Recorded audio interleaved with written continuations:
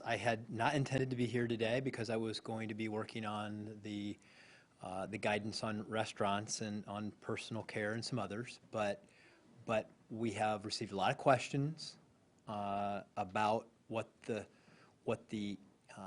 requirements will be for face coverings as it relates to customers into the workplace. And so we wanted to be clear about what those are today and to make sure to give you a little color to how this came about. First of all, I'm going to say this to you. You have a governor that listens.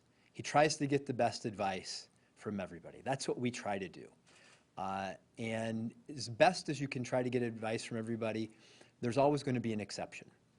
And when we put the business group together, there were 20 of them, and they were unanimous in saying that face covering should be required for customers and for employees. But we also learned, as soon as that was announced, that there were a lot of other circumstances where a customer or a business found those policies impractical. And so we have worked to clarify as best we can on how you should implement this as a business and as a customer. And let me start with this. Number one, first of all, for Ohioans, when you are a customer in an Ohio business, you should wear a face covering. You should do that. But you are not required to wear a face covering. You should do it. You're not required to do it. And why do we say we should? Is because it's out of mutual respect for one another. This is a virus that you can carry and you don't know. We want to protect employees. We want to protect customers. Everybody should do it. But you're not required to do it. As an Ohioan, as a customer in a store. So let's now move on to employers and employees. And I'll go slow through this so that you'll have a chance to digest exactly what I'm saying. Face coverings are required while you are on the job. So face coverings are required while you're on the job, with exceptions for employers and employees under the following conditions. When an employee in a particular position is prohibited by law or regulation from wearing a face covering while on the job. So there are laws and regulations that prohibit this, and that would be an exception. Wearing a face covering on the job is against documented industry best practices. When wearing a face covering is not advisable for health purposes. When, if wearing a face covering, it is a violation of the company's safety policies. When an employee is sitting alone in an enclosed workspace. So if you're in a business, you're in an enclosed workspace, there's nobody else around, you don't need to wear a face covering. And when there is a practical reason a face covering cannot be worn by an employee. A practical reason.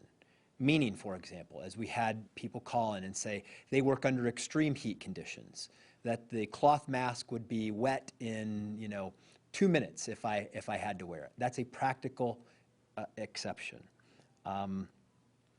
Another case in a manufacturing facility where there needs to be a clear line of communication was one example that was provided to us where it could create a safety concern because employees who are handling heavy equipment can't hear one another. These are all exceptions for employers and employees, and if you believe you qualify for one of these exceptions, then your business, if you believe that your business or an employee qualifies for these exceptions, you must provide written justification upon request. And let me be clear about this. What our goal has always been is to be firm in that we know that we protect each other when we wear these masks. But we also want to be reasonable. It's a very difficult thing to account for every circumstance in the mask wearing guidance.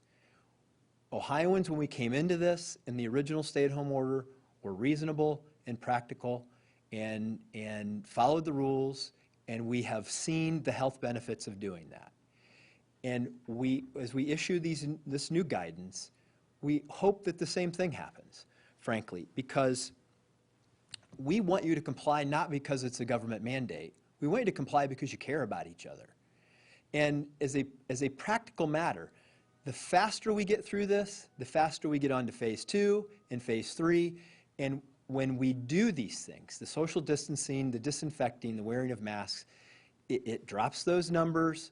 We move on to the next phase, and life can begin to look more like it used to.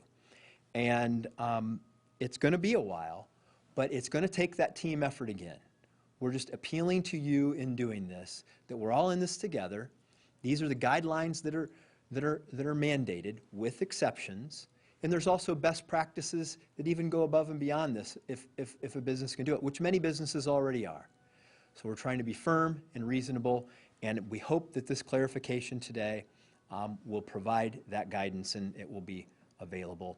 I know that the communications team will get this out to everybody. Governor? Thanks, John.